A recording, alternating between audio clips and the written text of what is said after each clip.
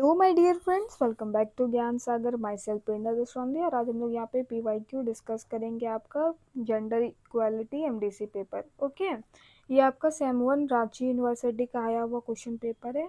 ठीक है, आपके लिए हेल्पफुल होगा। तो चलिए इसको हम लोग देखते हैं। तो फुल मार्क्स वगैरह, आप टाइमिंग वगैरह तो आपको पता होगा। तो डायरेक्ट हम लोग क्वेश्चन की ओर बढ़ते हैं विदाउट वेस्टिंग टाइम। ठीक है, देखो सेक्शन ए में क्या करना है आपको। ऑब्जेक्टिव टाइप क्वेश्चन है। टोटल कितना है? 10 क्वेश्चन है। ओके, तो आइए हम लोग 10 को करते हैं वन बाय वन। तो थोड़ा सा अगर आपको नहीं भी आता है तो उसमें दिमाग लगाना है। कुछ कुछ क्वेश्चन कॉन्सेप्चुअल रहता है, लेकिन अगर आर्टिकल वगैरह पूछ देगा तो आपको थोड़ा सा क्या होगा, जानना ही पड़ेगा। बेसिक आर्टिकल्स आप पढ़ के जाना है, एटलीस्ट पीवाईक्यू वाला। ठीक है, चलो। ए में हमारा which of the following best define gender equality. अब यहाँ पे सारा डेफिनेशन दिया हुआ है और बेस्ट बोला है, दैट मीन कुछ सही भी हो सकता है, लेकिन आपको एकदम बेस्ट और करेक्ट वाला यहाँ पे चूज करना है। ठीक है, आपको करेक्ट वाला चूज करना है। तो एक बार हम लोग पढ़ते हैं कि क्या होता है। Equal number of man and women in all fields. देखो, equal number of man and women अगर क्या सारा फील्ड में हो जाएगा तो क्या जेंडर इक्वालिटी आ जाएगा? बिल्कुल नहीं आएगा। जेंडर इक्वालिटी का मतलब होता क्या है कि हम लोग क्या करें, लिंग के आधार पर मतभेद ना करें। ठीक है, सबको इक्वल अवसर मिलना चाहिए, अपॉर्चुनिटी मिलना चाहिए, सबका रिस्पॉन्सिबिलिटी भी सेम होना चाहिए, सबका कर्तव्य सेम होना चाहिए। समझे? तो उसी को हम लोग क्या बोलेंगे, जेंडर इक्वालिटी। एक ऐसे, और ये क्या है, बेसिक है किसी भी एक समाज को सुधारने का। ठीक है, और न्यायपूर्ण बनाने का। अब देखते हैं। तो ये तो पहला क्या, ऐसा कोई नहीं है कि अगर इक्वल नंबर ऑफ आ जाएगा तो ये जेंडर इक्वालिटी हो जाएगा। ओके, अब दो वाला पढ़ते हैं हम लोग कि equal right responsibilities and opportunities for all gender. देखिए ये बहुत अच्छा है। क्या है भाई? इक्वल राइट, सबका समान अधिकार होना चाहिए। रिस्पॉन्सिबिलिटीज भी रहना चाहिए भाई, कर्तव्य भी क्या होना चाहिए सबका। ऐसे नहीं कि हम बस पैसा का मामला में या जॉब के मामला में या फिर फ्रीडम के मामला में बोल रहे। नहीं, हमारा क्या है, कुछ कर्तव्य है, कुछ रिस्पॉन्सिबिलिटी, उसको भी, उसके ये पे भी क्या होना चाहिए, हम लोग को पूरा होना चाहिए, खड़ा उतरना चाहिए। ओके, उसके बाद क्या, अपॉर्चुनिटीज एंड अपॉर्चुनिटीज मतलब क्या कि सबको क्या समान अवसर मिलना चाहिए।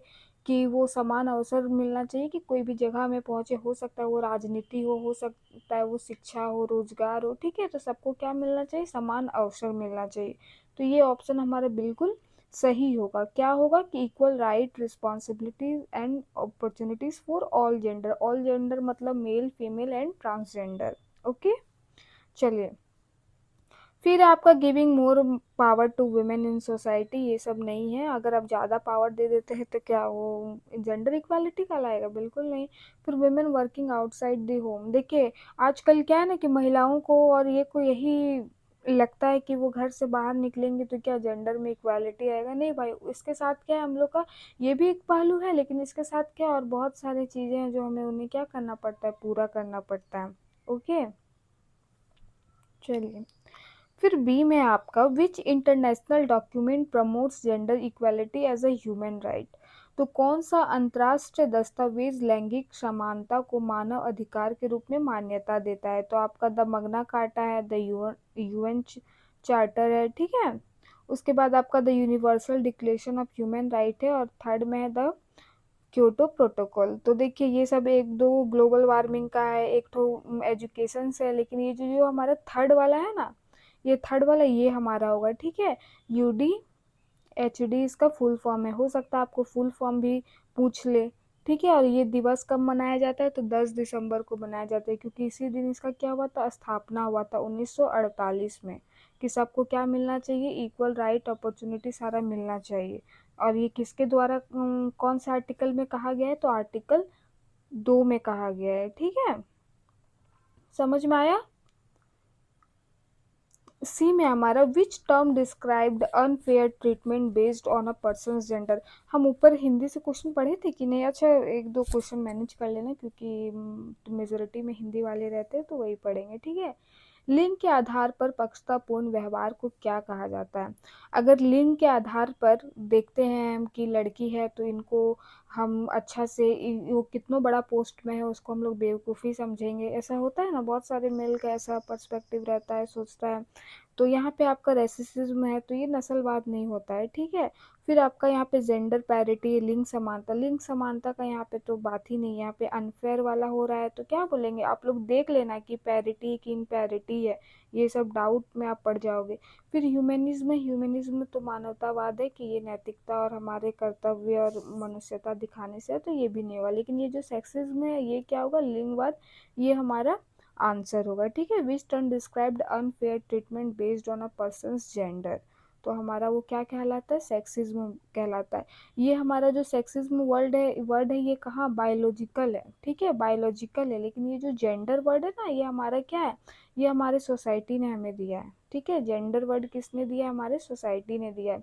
बायोलॉजिकली आदमी सेक्सिज्म या तो वो मेल होगा फीमेल होगा, वहाँ पे जेंडर का कोई बात नहीं है। अगर आप देखिएगा तो ध्यान से देखे होंगे तो कभी वहाँ पे जेंडर बायोलॉजी का बुक में नहीं दिखेगा आपको। डी में देखिए, which article of Indian constitution guarantees equality before the law, तो भारत के संविधान का कौन सा अनुच्छेद कानून के समक्ष समानता की गारंटी देता है, तो कौन सा आर्टिकल हमारा बोलता है कि भाई सब बराबर है ना। देखिए यहाँ पे क्या हमारा आर्टिकल 14 के अकॉर्डिंग, ठीक है, आर्टिकल 14 के अकॉर्डिंग हम लोग क्या बोलते हैं कि कानून के नज़र में सब क्या है, बराबर है। कानून की नज़र में सब क्या है, बराबर है। आप ऐसे सुने भी होंगे, कानून की नज़र में सब बराबर है, तो वो कौन सा आर्टिकल के अंदर में आता है, आर्टिकल 14। यहाँ पे लिंग हो गया आपका, कोई भी जाति, ये सब से यहाँ किसी से लेना देना नहीं है, सबका क्या है, बराबर होना चाहिए। ई में देखिए, in India which act provides protection to women from domestic violence, Bharat में महिलाओं को घरेलू हिंसा से सुरक्षा देने वाला अधिनियम कौन सा है। जैसे कि यहाँ पे आप देखते होंगे कि जो ये सब नहीं समझिएगा कि जैसे घर में किसी का मारपीट होता है, मार के उसको कपार फोड़ दिया, ये कर दिया, वो कर दिया, तो उसके लिए कौन सा एक्ट बना हुआ है और उसी एक्ट के अंदर उसको सजा मिलेगा या जो भी कार्रवाई होगा, ठीक है। तो ये हमारा क्या हो जाएगा, डोमेस्टिक वायलेंस एक्ट 2005, ओके, ये इसका आंसर होगा। अब कोई बच्चा यहाँ पे डाउरी वाला मत मार देना, ये क्या है, दहेज पैसा कौड़ी, इससे है, ओके। चलो, एफ में हमारा which organization works globally to promote gender equality, कौन सा संगठन वैश्विक स्तर पर लैंगिक समानता को बढ़ावा देता है, तो हमारा यहाँ आंसर क्या हो जाएगा। देखिए, अगर आपको आंसर नहीं आता है तो आप क्या करिएगा, उसको अलग मतलब उसको एलिमिनेट करने का कोशिश कीजिएगा। फीफा तो यहाँ फुटबॉल वगैरह हो गया, WHO तो हेल्थ रिलेटेड हो गया, तो यह हमारा क्या है, UN वुमेन है, तो यही हमारा क्या होगा, आंसर होगा, ओके। इसका आंसर हमारा क्या हो जाएगा, UN विमेन, ओके। जी में देखिए क्या है, भारत में किस अधिनियम के तहत मातृत्व लाभ प्रदान किया जाता है, तो इसका आंसर हमारा क्या होगा, मातृत्व लाभ अधिनियम 1961, ठीक है। चलिए, एच में हमारा कौन सी सरकारी योजना बालिका शिक्षा और कल्याण पर केंद्रित है, तो ये सारा हमारा यहाँ पे दिया हुआ है सरकारी योजनाओं का नाम, और उसमें आपको चुनना है कि कौन सा ये इसमें शिक्षा को बढ़ावा देता है और उसके कल्याण वेलफेयर के लिए काम करता है। तो पहला है प्रधानमंत्री आवास योजना, तो ये तो घर बनाने के लिए, तो शिक्षा से कोई रिलेटेड नहीं है, वेलफेयर तो है लेकिन शिक्षा रिलेटेड नहीं है। फिर डिजिटल इंडिया है, तो फिर बेटी बचाओ और बेटी पढ़ाओ है। डिजिटल इंडिया में तो सबका आ जाएगा इसमें, तो यहाँ पे स्पेशल क्या बोला है, बालिका वाला, तो ये हमारा आंसर हो जाएगा बेटी बचाओ बेटी पढ़ाओ, ठीक है। उज्ज्वला योजना आपका गैस रिलेटेड था, है ना। अब देखिए, भारत की पहली महिला प्रधानमंत्री कौन थी, तो हमारा इंदिरा गांधी, इसमें अलग ऑप्शंस तो पढ़ने का इसमें ज़रूरत नहीं है, ठीक है। फिर हमारा जे में, राजनीति में लैंगिक कोटा का उद्देश्य क्या है, जो हमारा राजनीति में, जो हमारा पॉलिटिक्स में हम लोग को मिलता है कोटा, रिजर्वेशन मिलता है, उसका मेन ऑब्जेक्टिव क्या है, तो क्या है, encourage only women to participate है, लिमिट मेल डोमिनेंस है, ensure minimum representation of women है, या स्टॉप पॉलिटिकल करप्शन है। तो यहाँ पे हमारा राजनीति में लैंगिक कोटा का उद्देश्य क्या है, लैंगिक कोटा मतलब उसके लिए सीट का क्या होना, रिजर्व होना, कोटा होना, ठीक है। तो इसका आंसर हमारा क्या होगा, इसका क्या उद्देश्य है, पहले तो महिलाओं को क्या करना, सामने लाना है कि नहीं, तो ये क्या हो जाएगा, ensure minimum representation of women, महिलाओं की न्यूनतम भागीदारी सुनिश्चित करना। फिर यहाँ पे हमारा सारा क्वेश्चंस है, अब इसको हम लोग यहाँ पे करेंगे, इसका आंसर भी दिया हुआ है, तो साथ ही साथ उसको लेके चलेंगे, ठीक है। देखिए, पहला क्वेश्चन है हमारा क्या, कि आप लैंगिक समानता को परिभाषित करें, तो जेंडर इक्वालिटी को परिभाषित करें तो इसका हम लोग को सीधा सीधी पता है कि जेंडर इक्वालिटी का मतलब क्या होता है भाई। तो ये क्या करना, एक ऐसी सामाजिक व्यवस्था का निर्माण करना जिसमें क्या हो, या तो वो महिला हो, पुरुष हो या कोई अन्य हो, सबको क्या मिलना चाहिए, समान कर्तव्य, समान अधिकार और समान क्या, उनका कोई भी भेदभाव नहीं होना चाहिए, है कि नहीं। और वो अवसर हो सकता है रोज़गार में हो, आपका शिक्षा में हो, ठीक है, स्वास्थ्य में हो, हर जगह उन्हें क्या मिलना चाहिए, इक्वल राइट मिलना चाहिए, है ना। चलो, तो इसका एक बार इसका आंसर हम लोग पढ़ लेते हैं कि लैंगिक समानता का परिभाषा क्या है। तो जेंडर इक्वालिटी का अर्थ है कि प्रत्येक व्यक्ति को उसके लिंग के आधार पर किसी भी प्रकार का भेदभाव किए बिना, को वो लड़का है लड़की, हम ये नहीं देखेंगे कि हाँ लड़की है तो पढ़ाएंगे नहीं पढ़ाएंगे, लड़का है तो पढ़ाएंगे, है कि नहीं, लड़का है तो वो रोज़गार ही करेगा, तो ये सब नहीं है। अब लड़का उसका बीमारी है कुछ तो हम नहीं कराएंगे क्योंकि इलाज वो बेटी है, कल वो मेरा साथ नहीं देगी, बेटा साथ देगा, है ना। तो ये सब से हट के, परे हट के हम लोग को आगे बढ़ने को ही क्या बोलेंगे, जेंडर इक्वालिटी बोलेंगे, ठीक है। देखिए, रोज़गार हो, स्वास्थ्य हो, संपत्ति हो, संपत्ति में स्टिल लड़की लोग अपना हिस्सा नहीं खोजती है, कुछ कुछ होती हैं जो अगर नहीं देना चाहती तो केस वगैरह करके, नहीं तो अभी भी ये क्या है, ट्रेडिशन में हम लोग का है ये कल्चर में कि हाँ भाई बेटा को ही सब कुछ मिलेगा, है कि नहीं। फिर आपका न्याय है, राजनीतिक हो गया, राजनीतिक भागीदारी, जो ऊपर हम लोग कोटा में ये किए कि जितना अगर कोई प्रधानमंत्री बन रहा है, जितना लड़का बन सकता है उतना लड़की भी बन सकती है, उनको भी उतना वोट मिलना चाहिए, तो ये होता है, ओके। फिर सामाजिक जीवन के समान अवसर और समान अधिकार प्राप्त हों। अब देखिए इसकी प्रमुख जो हमारा लैंगिक समानता है उसकी प्रमुख विशेषताएं क्या क्या है। तो पहला क्या है कि समान सबको अधिकार मिलना चाहिए, राइट मिलना चाहिए और अपॉर्चुनिटी भी मिलना चाहिए, ठीक है। अब वो किसी का भी अवसर में कोई भी हो, शिक्षा हो, स्वास्थ्य हो, न्याय हो, सब में उन लोग को मिलना चाहिए अवसर। अवसर मिलेगा तब तो आगे बढ़ेंगे, है कि नहीं। फिर देखिए शिक्षा और रोजगार में समान अधिकारी, हम लोग को शिक्षा का भी सेम अधिकार है, लड़की को ही सरस्वती बोला जाता है, लड़की को ही वंचित रखा जाता है शिक्षा से, है कि नहीं। तो वही बात है। अब देखिए समान कार्य के लिए समान वेतन, जैसे कि हमको अब बीसीसीएल का आइडिया है कि उसमें विमेन को कम दिया जाता है और जेंट्स को ज़्यादा दिया जाता है, तो वो सब भी यहाँ पे नहीं है। और क्या उनके कार्य कुशलता को देख के किया जाता है, क्योंकि जो माइंस है वो आपको पता होगा कि वो क्या फिजिकल वर्क उसमें ज़्यादा होता है, हो सकता है वो लोग कम एक्टिविटी करती होंगी इसलिए कम होगा। देखो उसके बाद 4 में देखो, महिला और पुरुषों के साथ समान व्यवहार, समान व्यवहार करना चाहिए। जैसे कि ऊपर हम लोग बात किए, जैसे लड़की कितना भी बड़ा पोस्ट में, अरे लड़की लोग का तो बुद्धि नहीं होता, ऐसे बोल के बहुत लोग करते हैं। फिर 5 में देखिए हिंसा, भेदभाव और शोषण से सुरक्षा, हमारे क्या कोई भेदभाव नहीं होना चाहिए, है कि नहीं, शोषण नहीं होना चाहिए, सबसे क्या हो सके बच सके, हमारे आवाज़ को ऐसे दबा ना सके कोई।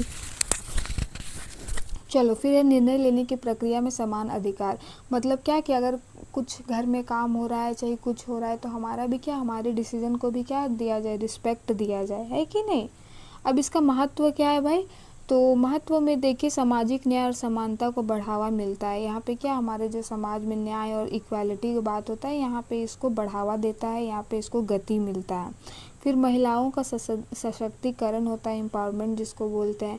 फिर आर्थिक एवं सामाजिक विकास में वृद्धि होती है। अब लोगों को अवसर मिलेगा तो वो आर्थिक अपने भी क्या होगी, सेल्फ इंडिपेंडेंट होगी वो अपना। फिर लोकतंत्र और मानवाधिकार को क्या करना, मजबूत करना, और ये क्या है, लोकतंत्र भी इससे मजबूत होगा, सबका इक्वल पार्टिसिपेशन होगा, है कि नहीं, सब अपने अधिकार से अवगत रहेंगे, तो इससे क्या होगा, हमारा देश भी क्या होगा, मजबूत होगा। एक न्यायपूर्ण और समावेशी समाज का निर्माण होता है। और ये क्या है, एक न्यायपूर्ण, वहाँ पे ऐसे होता है कि वो क्या हुआ, एक उनके साथ अन्याय ही होता है ना, अगर उसको अवसर नहीं मिल रहा है, उसको वो अपॉर्चुनिटी नहीं मिल रहा है, उसको वो अधिकार अपना जी नहीं पा रही है, तो वो क्या हुआ, अन्याय ही हुआ उसके साथ। तो एक हमारे अच्छे समाज का निर्माण कैसे होगा, जब वहाँ पे क्या होगा, न्यायपूर्ण होगा वो, है कि नहीं। अब नेक्स्ट क्वेश्चन देखिए, discuss the concept of gender equality and its importance in building a just and inclusive society. तो ऊपर वाला ही आंसर इसमें भी आपको सेम लिखना है कि जेंडर कंसेप्ट इसका क्या है, और इसका इंपॉर्टेंस भी हम लोग पढ़ें कि क्या है, कि समावेशी एक इंक्लूसिव सोसाइटी का निर्माण हमारा इसी से होगा, है कि नहीं। तो यही चीज़ आपको यहाँ पे लिखना है। अब देखिए ये वाला पॉइंट देख लीजिए कि न्यायपूर्ण एवं समावेशी समाज का निर्माण में के निर्माण में महत्व। क्या क्या इसका महत्व है भाई? तो सामाजिक नागरिक सभी नागरिक को समान अधिकार एवं अवसर प्राप्त होते हैं। जब इंक्लूसिव सोसाइटी है तो वो लड़का है, लड़की है, ट्रांसजेंडर है, डजेंट मैटर, सबको इक्वल अधिकार वहाँ पे मिल रहा है, अपॉर्चुनिटी मिल रहा है। महिला का सामाजिक, आर्थिक एवं राजनीतिक सशक्तिकरण होता है, वो हर तरीके से क्या एम्पावर होती है। फिर आपका शिक्षा, स्वास्थ्य और रोजगार में भेदभाव कम होता है। जब आपको सबका इक्वल सब कुछ मिल रहा है तो उसको शिक्षा का भी हक है, वो अपने पढ़ सकते हैं। ऐसा नहीं कि उसके माँ बाप दबा रहे हैं।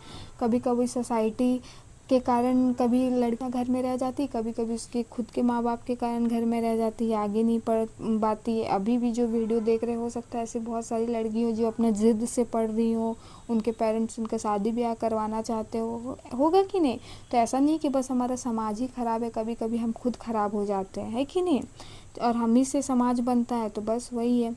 फिर घरेलू हिंसा, दहेज, बाल विवाह एवं लैंगिक भेदभाव जैसी सामाजिक बुराइयों में कमी आती है। और जब हमारा इंक्लूसिव हो जाता है, सब पढ़ लिख लेते हैं, तो लोग शिक्षित होते हैं, तो बाल विवाह इससे कम होगा, अंधविश्वास कम होगा, है कि नहीं? घरेलू हिंसा, अब जब लड़की अपने राइट से अवेयर है तो घरेलू हिंसा कम होगा। तुरंत एक झाप मारेगा, तुरंत पुलिस थाना चल जाएगी, वो क्यों 10 झाप खाएगी, है कि नहीं? तो इससे क्या होगा, जब वो अवेयर होगी, जानेगी कि हमको यहाँ पे न्याय मिलेगा, तो इससे क्या होगा, हिंसा कम होगा। ठीक है।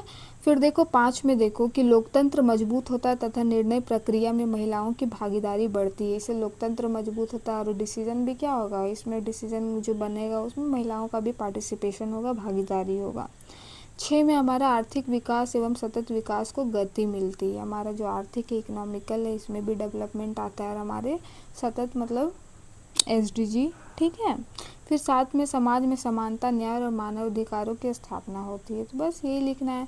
फिर अब उसके लैंगिक समानता, भाई हम समझ गए कि लैंगिक असमानता समानता से करने से ये होगा, लेकिन क्या क्या इसके उपाय हैं बताइए मैम थोड़ा हम लोग को। हाँ तो सुनिए, क्या है? गुणवत्तापूर्ण शिक्षा का प्रचार प्रसार करना। क्या होना चाहिए? क्वालिटी एजुकेशन होना चाहिए। एजुकेशन शिक्षा में क्या होनी चाहिए? क्वालिटी होना चाहिए। ऐसा नहीं कि बस नाम लिखा लिए हैं और अंडा खा के आ जा रहे हैं सरकारी स्कूल से। नहीं, आप उसको पढ़ाइए, समझाइए, है कि नहीं?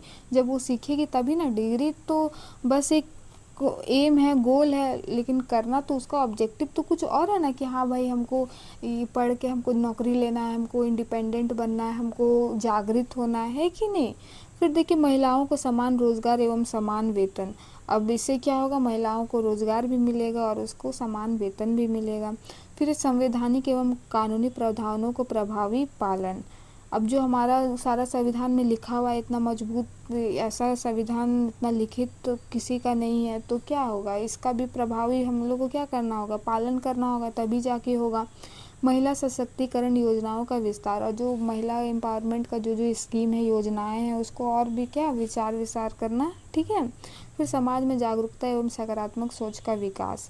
इससे क्या होगा कि हम समाज में अगर जागरूकता फैलाएंगे, कैसे फैलाएंगे? नुक्कड़ नाटक करके, लोगों को बता के, इंटरनेट के माध्यम से, सोशल मीडिया के माध्यम से, है कि नहीं? और एक पॉजिटिव इन्वायरमेंट क्रिएट करेंगे। फिर 4 में एग्जामिन दी। प्रश्न संख्या 4 देखिए, भारत में लैंगिक समानता को सुनिश्चित करने के लिए संविधान और कानून द्वारा किए गए प्रावधानों की समीक्षा कीजिए। समीक्षा करने का मतलब क्या बोलता है यहाँ पे? आपको बताना है, सही गलत दोनों बताना है। किसको? तो जो वो लोग जेंडर इक्वलिटी को जो प्रमोट कर रहा है। ठीक है। तो आपको सबसे पहले बताना होगा कि इस समानता असमानता को ख़त्म करने के लिए बहुत सारे प्रावधान दिए गए हैं, जिसमें लोग को बताया गया कि अपने अधिकारों के प्रति, अपने कर्तव्य के प्रति, अपने अवसर के प्रति, सबके प्रति क्या हो, जागृत हो, और जो भेदभाव है उसको क्या करे, समाप्त करे। तो देखिए सबसे पहला क्या है हमारा, आर्टिकल 14, जिसमें हम लोग ऊपर भी पढ़े। इसमें क्या होता है, कानून के समक्ष समानता, मतलब कानून के नज़र में सब क्या है, बराबर है। ठीक है। सबको सेम, कोई भी लिंग का हो, जाति का हो, धर्म का हो, सबके लिए क्या हो, सेम है ना। अनुच्छेद 15 में क्या है हमारा, तो अनुच्छेद 15 में भेदभाव का निषेध। इसमें क्या बोला गया है कि आप राज्य, धर्म, जाति, लिंग, जन्म स्थान, किसी के भी प्रति हम लोग को क्या करना है, भेदभाव कोई नहीं कर सकता है। ठीक है। जो सभी महिलाएं हैं और सब क्या है, साथ ही महिलाओं और बच्चों के हित में विशेष प्रावधान बनाने की अनुमति भी देता है। इसी आर्टिकल के तहत जो अलग अलग प्रावधान बनते हैं, तो इसी के और उन लोग को पारित होता है तो इसी के अकॉर्डिंग, ठीक है। आर्टिकल 15 के अकॉर्डिंग। आर्टिकल 16 में क्या है, रोजगार एवं समान अवसर, जो हम ऊपर में बात किए कि सबको समान वेतन मिलना चाहिए, समान अवसर मिलना चाहिए, तो आर्टिकल 16 के तहत, यानी आर्टिकल 14, 15, 16 याद रहेगा। फिर अनुच्छेद 39 का घ में क्या है, राज्य पुरुषों और महिलाओं को समान कार्य के लिए समान वेतन सुनिश्चित करने का प्रयास करना। तो इसी देखिए यहाँ क्या है, प्रयास करेगा, मतलब ऐसा नहीं है कि पूरा एकदम, हाँ जो है नॉर्म्स बना हुआ है उसको फॉलो करके, ठीक है। आर्टिकल 42 में क्या है, महिलाओं के लिए मानवीय कार्य दशाएं तथा मातृत्व लाभ उपलब्ध कराने का निर्देश देता है। इसमें जो हम लोग को मैटरनिटी लाभ मिलता है, जब उसमें छुट्टी भी बहुत सारा मिलता है, आपका वेतन भी नहीं कटेगा, तो वही वाला है। फिर आर्टिकल 51 में क्या है, प्रत्येक नागरिक का यह मूल कर्तव्य है कि वह महिलाओं के समान विरुद्ध प्रथाओं को त्याग करे, ठीक है। अब देखिए इसके संरक्षण के लिए उन्हें क्या करने के लिए, सेफ रखने के लिए कुछ कुछ है। तो देखिए घरेलू हिंसा से महिलाओं का संरक्षण अधिनियम 2005 में है, जो कि क्या, जो घर में जो मारपीट वगैरह होता है, इसके तहत हम लोग उसमें केस वेस कर सकते हैं, बच सकते हैं। फिर दहेज प्रतिषेध अधिनियम है 1961 में, दहेज प्रथा के खिलाफ है। फिर मातृत्व लाभ अधिनियम है 1961 है। फिर कार्यस्थल पर महिलाओं का यौन उत्पीड़न रोकथाम प्रतिषेध एवं प्रतिशोध अधिनियम 2013, याद कर लीजिए, ये सब बहुत काम का चीज़ है। फिर आपका बाल विवाह प्रतिषेध अधिनियम है 2006, जो 18 साल से कम रहेगा तो आपको क्या हो जाएगा, जेल हो सकता है। समान पारिश्रमिक अधिनियम, मतलब वही जो आपको वेतन है, ठीक है। अब वेतन संहिता 2019 में समाहित, ओके। अब इसका जो महत्व है आप लिख लेना कि क्या क्या महत्व है, इससे सुरक्षा होगा, एक न्यायपूर्ण बनेगा हमारा, ठीक है। फिर एग्जाम्पल थी major cause of gender inequality in contemporary Indian society. तो आपको ये अभी कंटेम्प्रेरी मतलब अभी जो चल रहा है उस पर देना है कि क्या क्या मेजर कॉजेज हैं, क्या क्या है, ठीक है, रीज़न की जेंडर इनक्वालिटी बढ़ रहा है। तो देखिए पहला है कि प्रतिष्ठात्मक सामाजिक व्यवस्था, जैसे कि हम लोग को पता है कि हमारा देश क्या था, पहले पुरुष प्रधान था, ठीक है। पुरुष प्रधान होने का कहने का तात्पर्य है कि जितना भी बिलोंगिंग्स है, संपत्ति सब पुरुष से बिलोंग करता है, यही डिसीजन ले सकते हैं, तो उसी को क्या बोलते हैं। तो ये सब इसका प्रमुख कारण है असमानता फैलने के लिए। अगर पहले भी होता कि हाँ भाई पितृ हो या मातृ हो दोनों का सेम हो, तो क्या होता, कम होता है ना। फिर देखिए सेकंड में अशिक्षा एवं जागरूकता का अभाव, शिक्षा उतना तो हम लोग का विकसित नहीं था और लोग जागरूक भी नहीं थे, इस कारण भी क्या हुआ, घटते गया हम लोग का ग्राफ, ठीक है। शिक्षा नहीं मिल पाएगा तो लोग अवेयर कैसे होंगे, अभी आप पढ़ रहे हैं तब जान रहे ये आर्टिकल है, तो पढ़ रहे हैं तभी ना जान रहे, घर बैठे तो नहीं जानते आप। फिर जो सामाजिक कुरीति है, सामाजिक कुरीति मतलब ऐसा रीति जो क्या हो, खराब साबित हो समाज के लिए, तो वो क्या बन जाता है, कुरीति बन जाता है। इसमें क्या आ जाएगा, बाल विवाह आ जाएगा, दहेज आ जाएगा, कन्या भ्रूण हत्या हो जाएगा, प्रदा प्रथा हो जाएगा, घरेलू हिंसा हो जाएगा, ठीक है। अभी भी जैसे कि ये सब देखने को मिल जाता है, पर्दा प्रथा वगैरह बिहार में ज़्यादा देखने को मिलता है ना। फिर देखिए आर्थिक निर्भरता, हम लोग जब अपना क्या होंगे, जब हम लोग क्या होते हैं कि पूरा महिलाएं जो होती है पूरी तरह से क्या होती है, जेंट्स पे, उस घर पे डिपेंड होती है। अगर उसे उस घर से निकाल दिया गया तो वो कहीं की ना रहेगी, ना घर की रहेगी ना घाट की रहेगी। इससे अच्छा वो क्या सोचते हैं कि दो झप मार खा के हम यहीं पे रहें, है कि नहीं। 5 में शिक्षा एवं रोजगार में भेदभाव, शिक्षा एवं आज भी क्या है कि लड़का को पढ़ाएंगे लड़की को नहीं पढ़ाएंगे, तो ये सब आज भी है, तो इसी के कारण क्या होता है, भेदभाव उत्पन्न होता है। फिर रूढ़िवादी सोच एवं लैंगिक पूर्वाग्रह, रूढ़िवादी मतलब ऐसा सोच जो सदियों से क्या हो चला रहा हो, है कि नहीं। तो बता दिया गया है कि लड़की है तो पिंक कलर पसंद करेगी, गुड़िया से खेलेगी, शादी हो जाएगा, परिवार का ध्यान रखेगी, खाना बनाएगी। तो ऐसा भी नहीं कि गलत है कि परिवार के लिए खाना बनाना गलत है, लेकिन क्या करना हर एक तरीके से, हाँ भाई उसका वो क्या है, उसका वो कर्तव्य है, आप उसको काम नहीं बोल सकते हैं, वो उसका कर्तव्य है कि आपको बना के खिला रही है कि नहीं। आप इसके बदले में नहीं कि उसको आप नौकरानी समझें। साथ में देखो राजनीति एवं प्रशासनिक भागीदारी में कमी, जो हम लोग पॉलिटिकल पे उतना इंटरेस्ट लेते नहीं, अपना जो सरकारी काम है उस पर इंटरेस्ट लेते नहीं, तो इसीलिए। फिर इसमें कुछ उपाय दिया हुआ है, फिर स्क्रीनशॉट दे के कर लेना, क्योंकि बहुत लेट हो चुका है, आपको वीडियो कल ही एग्ज़ाम है तो आपको देना भी इम्पोर्टेंट है, समझ में आ जाएगा, सेम बात लिखा हुआ है। 6 में लैंगिक समानता को बढ़ावा देना में शिक्षा की क्या भूमिका, मूल्यांकन कीजिए। तो ये भी आप लिख लेंगे कि लैंगिक समानता को बढ़ावा देने के लिए कि कैसे हम लोग जेंडर इक्वालिटी करें, तो उसमें शिक्षा का क्या महत्व है, तो ये आप आराम से लिख लेंगे। पहला में समान अवसर प्रदान करना, शिक्षा के ही माध्यम से हम लोग यहाँ पे समझेंगे कि हाँ भाई हम लोग को समान अवसर देना चाहिए, किसी चीज़ में कमी नहीं है। आप देखे होंगे एक केबीसी में एक लेडी थी जो बोल रही थी कि ट्रेनिंग ही सबसे बेस्ट, मतलब ट्रेनिंग ही है जो सब बताता है, ना ट्रिगर को पता है ना मिसाइल को पता है कि कौन सा जेंडर कौन सा सेक्स उसको दबा रहा है, सब ट्रेनिंग का खेल है। तो वही बात है, ठीक है। तो ये सब कब समझ में आएगा, जब आप पढ़ेंगे लिखेंगे।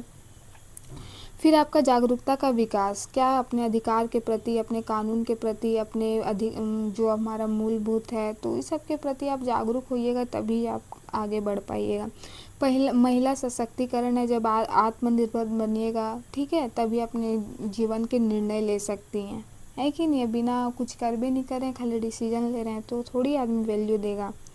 फिर 4 में देखिए सामाजिक कुरीतियों का उन्मूलन, जो हमारा सामाजिक कुरीति बाल विवाह ये सब है, ये सब को अगर हम लोग समाप्त करने और समाप्त कैसे करें इस पे ध्यान देंगे तो ज़रूर भेदभाव क्या होगा, कम होगा, डायरेक्ट इनडायरेक्ट। ओके, यही सब है। फिर आर्थिक विकास में योगदान है, राजनीतिक एवं सामाजिक भागीदारी में वृद्धि, इसीलिए तो कोटा बनाया गया है कि नहीं, कि हम लोग उसमें क्या करें, एक्टिव पार्टिसिपेशन करें। साथ में लोकतांत्रिक मूल्यों का विकास, ठीक है, शिक्षा में समानता, स्वतंत्रता, न्याय सब होना चाहिए। ओके, नेक्स्ट है आपका लैंगिक समानता से संबंधित सतत विकास लक्ष्य 5 SDG 5 के महत्व का व्याख्या कीजिए, ठीक है। देखिए संयुक्त राष्ट्र ने वर्ष 2015 में 17 सतत विकास लक्ष्य सुटेबल डेवलपमेंट गोल SDG निर्धारित किए, जिनका उद्देश्य वर्ष 2030, इसका टोटल कितना 17 इसका है टारगेट, जिसको कंप्लीट करना है 2030 तक। उसमें क्या है, समावेशी एवं न्यायपूर्ण विकास सुनिश्चित करना। उसमें से एक क्या है कि समावेशी और इंक्लूसिव सोसाइटी, और एक जहाँ पे हाँ भाई सबको इक्वल राइट लॉ सबके लिए हो, तो उसको सुनिश्चित करना भी है, ठीक है। इसका क्या है कि इसका उद्देश्य क्या है कि लैंगिक समानता को हम क्या करेंगे, ख़त्म करेंगे, और सभी महिलाओं बालिकाओं को क्या करेंगे, एम्पावर करेंगे, सशक्त करेंगे, आत्मनिर्भर बनाएंगे, ठीक है। अब वही सब फिर से आपका देख सकते हैं, तो वही सब पॉइंट सारा आपको लिख देना है। इसके क्या क्या प्रमुख पहल है, देखिए बेटी बचाओ बेटी पढ़ाओ, इसी के अंदर आता है सुकन्या समृद्धि योजना, मिशन शक्ति, महिला हेल्पलाइन, राष्ट्रीय महिला आयोग, महिला एवं बाल विकास मंत्रालय, है ना। नेक्स्ट है कि जेंडर सशक्तिकरण माप, जेंडर एम्पावरमेंट मेजर जेम क्या है, इसके मुख्य संकेतों का वर्णन कीजिए। तो क्या है भाई, इसका अर्थ क्या है जेंडर सशक्तिकरण का, तो देखिए जेम एक ऐसा सूचकांक है जो यह दर्शाता है कि महिलाओं समाज में महत्वपूर्ण क्षेत्र जैसे राजनीति, प्रशासन, अर्थव्यवस्था, नेतृत्व में कितनी भागीदारी। ये मतलब एक सर्वे, एक हमारा रिपोर्ट है जिसमें क्या होता है, हमारे को दिखता है, क्या दिखता है कि जो महिलाएं वो राजनीति में, वो प्रशासन में, वो अर्थव्यवस्था में, वो लीडरशिप में, वो कितना भागीदारी बनी है, ठीक है। यह केवल महिलाओं की स्थिति नहीं बल्कि उनके वास्तविक सशक्तिकरण का मूल्यांकन करता है। इसके प्रमुख क्या है कि राजनीति में कितना भागीदारी है, आर्थिक कितना है, कौन कितना काम उच्च पद पे है, कितना वो देश के लिए कंट्रीब्यूट कर रही है कि नहीं। थर्ड में व्यावसायिक एवं तकनीकी भागीदारी, वो बिजनेस कर रही है कि नहीं, चिकित्सा के क्षेत्र में है कि नहीं, विज्ञान इंजीनियर जितना भी है हमारा, है ना। फिर आय एवं आर्थिक संसाधनों पर नियंत्रण है, ठीक है। तो यही है आपका, एक बार देख लीजिएगा, PDF हम लिंक में दे देंगे। Thank you for watching, have a nice day. Sorry आपका वीडियो थोड़ा लेट से है, इसके लिए आप लोग थोड़ा मैनेज कर लीजिए। Okay bye, all the best.